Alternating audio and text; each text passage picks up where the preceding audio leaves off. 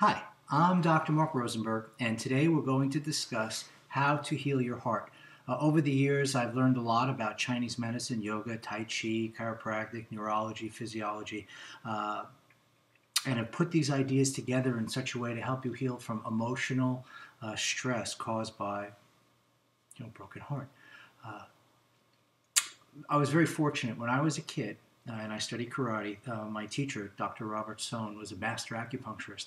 And when I would get injured in karate, I would make an appointment. He'd give me the time, but he would never treat me, never put needles in me, never put his hands on me. He would show me where to press, where I could fix myself. If I asked him a question, he shushed me.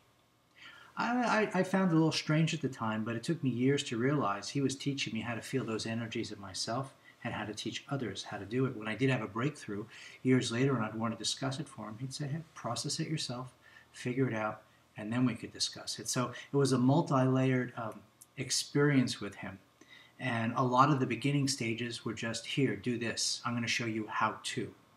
So a lot of the groundwork for these points and these exercises I'm going to show you today are laid out in the other 75 videos here on my channel. So I'm not going to get into a lot of physiology. But I will tell you that when we experience an emotion, we experience it in our body. And while we cannot touch the emotion, we can touch our own body in such a way that we could move energies around so they don't get stuck and we don't have this repeating chronic, if you will, negative, sad, sorry tape in our head that recreates the whole emotional condition over and over and over. All right, still with me? All right, so let's start off with the eyes. Okay, we're going to take our thumbs and press right here at the top of the bridge of the nose, right here, and hold for 30 to 45 seconds. Take a deep breath in and out. And in and out. Now take your thumbs and across the top of your forehead, stretch this way over your temples. And do this 4 or 5 times. I'm using this flat part of my thumbs. There may be tension and pain in some areas when you've been ruminating over a situation that's been bothering you. Tensions build up, okay? I said I wasn't going to give you explanations. I can't help myself. Okay, just go like this. And do that 5, 6, 7 times. Next, take your thumbs, and at the back of your jaw here, you'll find a little bump, okay? That's back of the TMJ. Press that forward with your thumbs. That's going to be a little painful.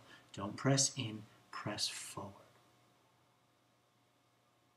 And hold, again, 30 to 45 seconds. Next, take your fingers, mostly the middle fingers we like to use for massage for different reasons. It's the longest of the fingers. It's the strongest of the fingers here. Rub down the midline of the jaw.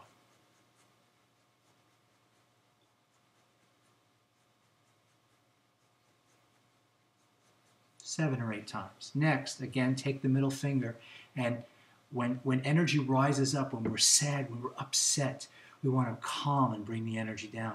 Take your middle finger and find what's called the interclavicular notch and press straight down. Straight down. It's going to hurt. Don't press in and choke yourself. Press down. Hold 30 to 45 seconds. And breathe. Now, right on your shoulder, there's a point for the lung. And in Chinese medicine, the lung has to do with grief. Okay, so take your thumb, find this bony protuberance called the acromion process, and right below, it's where the muscles attach, right underneath the top of your clavicle, and dig in here. There's like a little groove in the muscle, and you will feel it'll be very tender. And massage it. With my left thumb, I'm massaging it counterclockwise. Okay, then I switch and I go to the other side. Okay, from the acromion process, I go down. With the right thumb, I go clockwise. And I'm holding on to this. So the energy flows through the body in a specific way, and it can get stuck in a specific way according to a specific emotion. So we want to undo that. It's not that the situation of sadness or brokenheartedness, if you will, is going to go away, but your reaction to it and your ability to cope with it can be bolstered, and it will make you feel better. Okay, now you could take your hands and you could bring them behind you and stretch your shoulders. And that's this way. Okay, just stretch them a little bit. Okay. Now coming back to here. Place one hand on your chest and one hand on your belly. What we're going to do is we're going to breathe. We're going to breathe in our nose and out our nose. And when we breathe, we're not going to let the upper hand move. We're going to breathe into the belly and out of the belly. Now, are there lungs in the belly? No. What happens is when we get emotional, our breathing comes up. Somebody who's sobbing, they're breathing from here. We want to bring it down. We want to calm down. We want to calm down. So when we breathe in and expand the bottom hand. So the diaphragm, which sits on the bottom here, drops down. The lungs fill with oxygen passively. And then you exhale out through the nose. Inhale. Exhale. Inhale.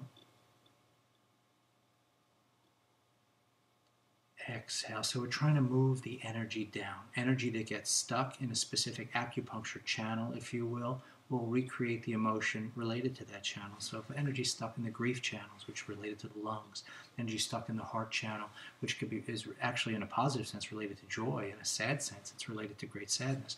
Okay, we want to undo that, how it feels stuck. So you're breathing into your belly. Now take your fingers, go to your sternum, and lightly touch maybe the pressure of a few ounces out this way. And as you breathe into your belly, picture and visualize that area opening. And inhale. And exhale. And you're opening up that area, letting the energy flow through that area. And exhale. And then from there, go down to your feet. And on the ball of your foot, right behind, is a point called Kidney 1. It's for revival. Okay? Kidneys have to do with fear. Okay, so under great stress, we could feel a lot of fear. What the fear is about, well, it's going to be an individual thing. We're not going to worry about that. Just get in there and dig. And again, with my right hand, I'm rubbing clockwise, and then I'll do the other foot as well. I do equal time on both sides.